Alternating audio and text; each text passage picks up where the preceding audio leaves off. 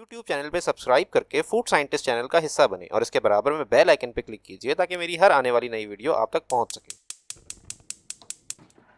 दुनिया भर में गोश्त से बने हुए पकवान आमतौर से दाल और सब्जी से ज्यादा मकबूल होते हैं, मगर कुछ वेजिटेरियन डिशेस ऐसी होती हैं जो अपने नॉन वेज काउंटर पार्ट को मकबूलियत के मैदान में बहुत पीछे छोड़ देती हैं। इसी तरह समोसों की दुनिया का बेताज बादशाह आलू का समोसा है।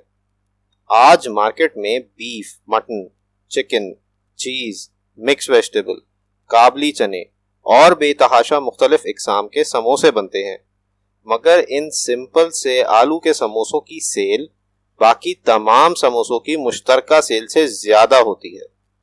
इन आलू के समोसों की असल जान इनका क्रस्ट होता है।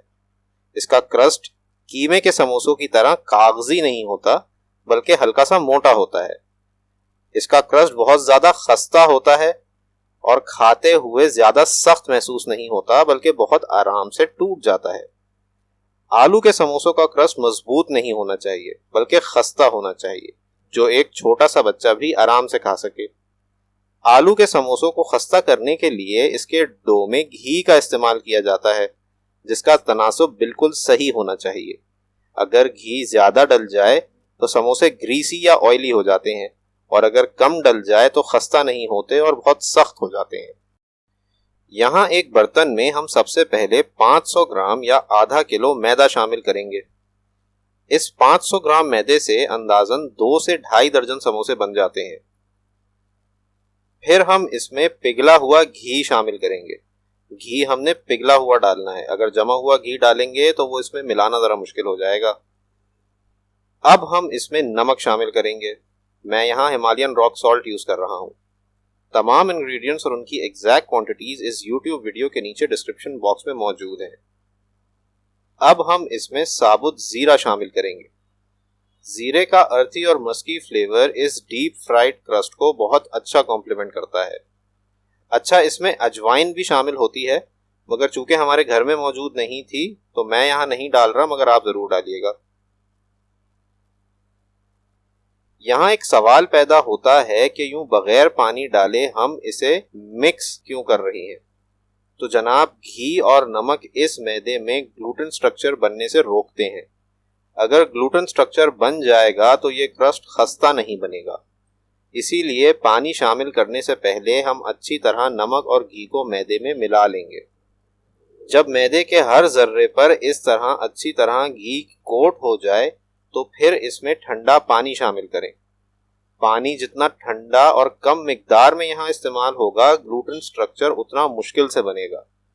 इन समोसों का डो आपने सख्त गूंदना है और इसमें 150 ml या 1 कप पानी से ज्यादा इस्तेमाल नहीं करना। इसे गूंदते हुए शुरू में आपको लगेगा कि ये आटा नहीं गूंद रहा, मगर थोड़ी सी मेहनत के बाद ये आटा इतने ही पानी में गूंद जाएगा। अगर 5 मिनट मुसलसल गूंदने के बाद भी आपको ऐसा महसूस हो कि ये सूखा सूखा है, तो फिर आप इसमें मजीद पानी शामिल कर लें। अब आपने इस आटे को कम से कम 20 से 25 मिनट के लिए रेस्ट देना है। अब चलते हैं आलू के समोसे की स्टफिंग की तरफ। सबसे पहले तो आपने आलूओं को उबाल लेना है। इस स्टफिंग में जो सबसे प्रोमिनेंट फ्लेवर होता है ना, वो हल्दी का होता है। इस स्टफिंग में हल्दी 2 मरतबा इस्तेमाल होगी। अच्छा, 2 मरतबा इस्तेमाल होने का मतलब ये नहीं है कि बहुत ज्यादा क्वांटिटी में इस्तेमाल होगी, क्योंकि आलूओं का फ्लेवर बहुत माइल्ड होता है, तो उसी तनासुब से इसमें मसालों का इस्तेमाल होगा। जितने भी मसाले डलेंगे वो ज्यादा क्वांटिटी में नहीं डलेंगे। पहली बार तो हल्दी इसी स्टेज पर उबलते हुए पानी में शामिल की जाएगी। फिर इसमें नमक शामिल किया जाएगा। आपने इस पानी में इतना नमक शामिल करना है कि पानी समुंदर के पानी जितना खारा हो जाए। उबलते हुए जो हम पानी में नमक डालेंगे वो आलूओं में अंदर तक एब्जॉर्ब हो जाएगा। शुरू में हम आंच तेज रखेंगे। जब उबाल आ जाए तो आंच बिल्कुल धीमी कर दें और इसको ढककर 30 मिनट के लिए पकाएं। कुकिंग टाइम वैसे तो आलू के साइज पर डिपेंड करेगा। अगर आपके आलू बहुत बड़े हैं तो आपको ज्यादा वक्त दरकार होगा। जब आलू गल जाएं तो इनका पानी फेंक दें और इन आलूओं को यूं छील लें। बाजार में मिलने वाले समोसे तो लोग यूं ही बगैर छिले इस्तेमाल कर लेते हैं, लेकिन बेहतर है कि आप आलू का छिलका उतार दें। यहाँ एक फ्राइंग पैन में हमने थोड़ा सा ऑयल गरम कर लिया है। अब हम इसमें साबुत जीरा शामिल करेंगे। अब हम इसमें साबुत धनिया शामिल करेंगे। अब हम इसमें कुटी हुई लाल मिर्च शामिल करेंगे और आखिर में हम इसमें बहुत थोड़ी सी हल्दी शामिल करेंगे। अब हम इसको हल्का सा भूनेंगे और चमचे की मदद से इसको चूर लेंगे। मसाले को जलने से बचाने के लिए इसमें हल्का सा पानी शामिल करें। अब इसमें आलू को मसल कर शामिल करें। या तो आप पोटैटो मैशर या फोर्क का इस्तेमाल करें या फिर हाथ से ही आलूओं को मसल लें। फूड प्रोसेसर का हरगिज इस्तेमाल नहीं कीजिएगा।